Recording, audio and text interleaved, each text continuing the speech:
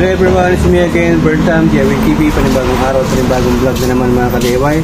Sa araw na to, ulit may gagawin tayo dito sa Pajero 4M14 natin na 4x4 Matic. Kasama natin si Aaron Cabrera.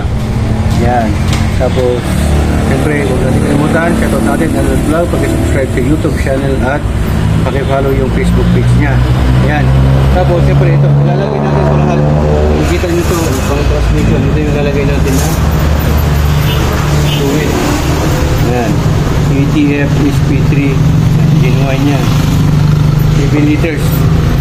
O 6 liters, pwede na. Tapos yung engine support, lagay ko na niya mamaya. Pero, so ito yung ano niya, dati niyang transmission support. Ayan, nagsag niya oh. Tagal na rin. Galing Japan pa to. Ito yung bago. Galing kay Gabani. So kabit na natin. Kabit na na. Sa ano muna tayo. Tanggal ng transmission. Tatanggalin muna natin yung oil pan kasi bababa natin at linisan natin yung filter at yung strainer. Ayan. Si Boss Clifford ang gumagawa. Nandun sa loob na. Ayan. Hindi lang tayo magre-refill ng o magpapalit ng transmission fluid. Lilinisan pa natin yung oil pan. Na kung sa ganun, yung siyempre nababarado din yung oil strainer. Tatanggalin din natin yun. Papakita niyo mamaya yung filter kung paano linisin. Magaling dyan si Boss Clifford. Sa mga customer ni Boss Clifford, PM nyo lang siya. Home service pwede. Dinidrain na po natin.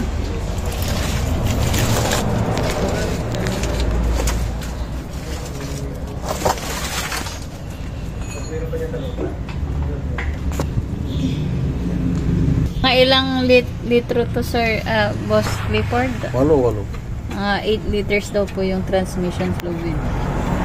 So, i-drain po natin. Tatanggalin po natin yung transmission. ano yun sir, Clifford? Cross membrane. Oh, aman. Support. Transmission support. Para mailabas natin itong transmission oil pan. Tsaka lilinisan natin bago ibalik. So yan, apat-apat po yung tournicles nito. Size 17. Yan. So may tayo ngayon, may trainee. Si Sir Aaron Cabrera. Babaero. Yung trainer niya yon, si Clifford. Chick boy. Hindi.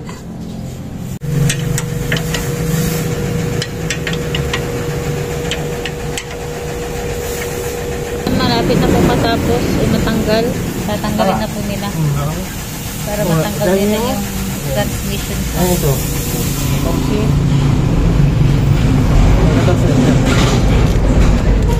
Ito po yung natanggal natin na ETF. Medyo marumi na rin siya. So yan mga ka-DIY, naibaba na nila yung transmission support ng 4M40. Sa 45X kasi isa lang, ito sa 4M40 dalawa. Grabe yung naipon niyang dubig. Ano na natin ito, karkarin natin. Tapos, yan, sira na rin yung transmission support niya. May mga crack na. Mabibrate na tong makina niya, yung transmission. Pagka ganyan, kailangan na, palitin na yan. So yan mga ka-DIY, tinatanggal na nila yung oil pan ng transmission. Yan. Kaya ko yung mama ikinlimasan. Len? Yung dipstick. Tinanggal din natin tong dipstick ng transmission para maibaba nila yung oil pan. Para hindi maputol. So ito na po yung oil pan ng transmission natin, yung sa ETF. Napakadumi na rin matagal na rin to na hindi napalitan, isang taon na rin. So palitin na rin to. Tapos lilinisin din natin yung oil strainer niya, oil filter niya para mas malakas yung buga ng fluid natin papuntang mga gear niya tsaka converter. Para mas mabilis, may power. No, Boss Ron? So ito ka-DIY, lilinisan po natin yung transmission pan tsaka yung filter po niya. So ito po. Nalinis naman walang kalawang sa siyempre oiling pan transmission ito sinakalawang. Tsaka ugasan natin ng tubig mamaya, sprayan po natin. Napaka-importante kasi na kailangan na malinisan natin yung filter ng transmission fluid. Transmission. Kasi yan, pag bumabara yan, hindi makapag-ship na maayos. Tsaka linisan na rin siguro to. Oo, siyempre. Kadkarin na lang. Sa iba yan, di na nila nilinisan yan, pinapalitan na nila yan. Pero pwede pa naman eh, oh. Yung magnet, hindi tinatanggal yan kasi yung purpose ng magnet para yung mga ano, Buhangin. alibaba, mga buhangin, wala magpapasok na buhangin dyan. Yung mga metal ano na nag-grind, mga magnet niya yung dumi. Pwede mong tanggalin yung magnet, babad mo sa may ano dito, tapos balik mo ha. No, filter po niya. Pero sprinkle lang dapat, huwag natin tutukan para hindi mabukas. After po niyan, paraw po muna natin bago ibalik. Ilang taon na naman to.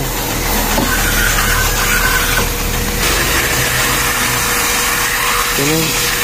Para. Alright, ito po, tanggalin natin yung mga natirang gasket po dito sa may pan. Tapos mamaya, pag natuyo na, tsaka bago natin ibalik, lalagyan din natin siya ng ano, gasket. Papalitan po natin para mas talagang didikit po siya. Yan, nililinisan na po nila mga kadayboy. Linisan po muna natin bago po natin palitan. Malinis na. So, ginagasan po muna ng filter, water,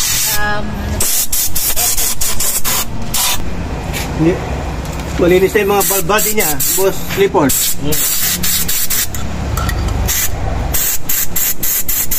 So yung strainer ng transmission, yun ang pinaka-filter niya. cleaner.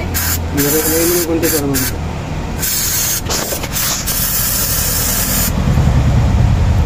Ilan yung boss? 5? Ito, valve body niya to. Solenoid, ano? Ay, solenoid valve pala. Solenoid valve. Tatlo lang. Tatlo lang? Bakit eh? Kini ada warna elektronik. Primera, segunda, drive. Reverse. Reverse, may sag. Apat. Talura lang ba? Tama. Bako.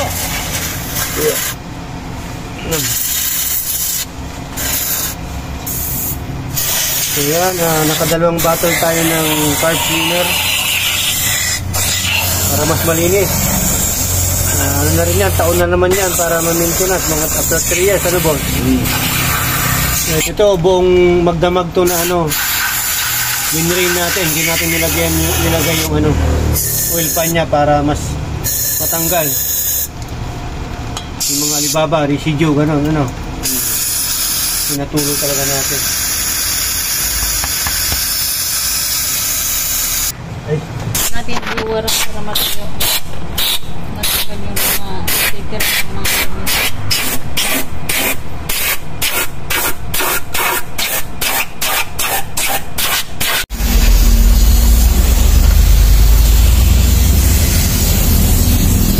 yan yung strainer ni malinis malinis ha.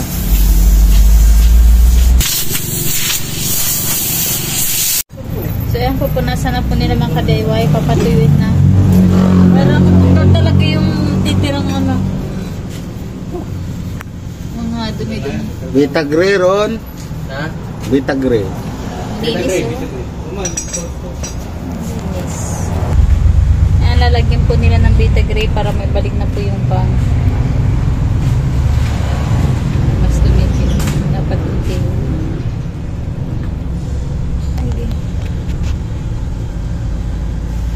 So yan, ibabalik na rin po nila yung transmission filter yan, Tart.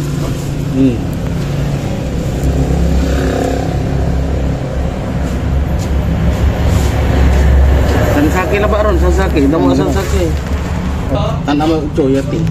Diyan. Oh. Ibabalik na rin po nila yung tourniquets. Standby po.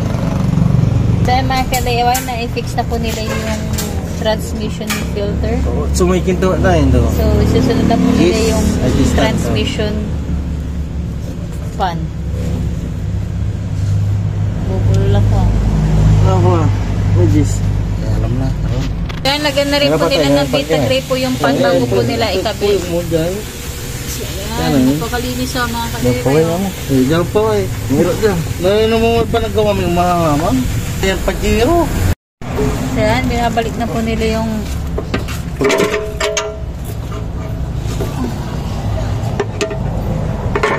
kailangan po natin ilapat. So may beta green na rin po yan bago natin ilagay yung mga tornilyo.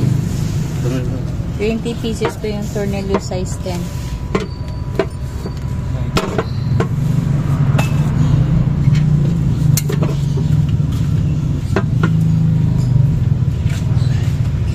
Teka mo ako.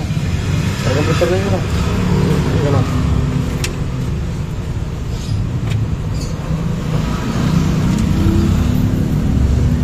Sir Angelo, size 10. Sir, yung T-socket. Standby po muna. Update ko po kayo mamaya. So, ilalagay po muna nila. 22 pieces po na tornilyo size 10. Amin. Depende na lang kung ano. Yan o. Okay. Ay, pakita mo na. Yun. By Mitsubishi ETF SP3.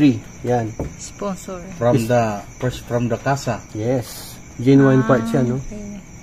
Yan part number with legs. Wow. Ilalagay nila dito is Dextron 3. Pero sabi ni Boss Clifford dapat SP3.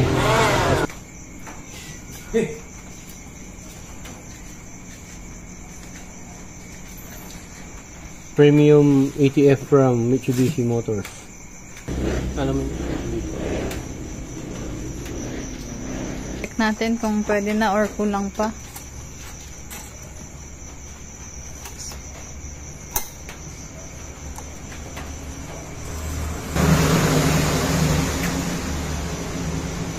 Ikot pa. Neutral, reverse, D, 1, 2, 3, ganun. Para ikot pa. Para ikot ng ano. Diba, boss? Bukas Tapos na maano mo umaga. yan kung hot, cold, ganun.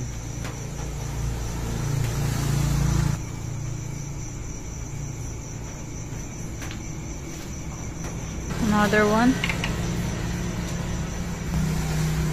Ito version to, may iba-ibang kulay din yan. Ito ngayon, oh. Yung part number niya. Okay, so testing na. Diba, paanda rin na po nila. Para akit pa yung ETF tsaka yung oil.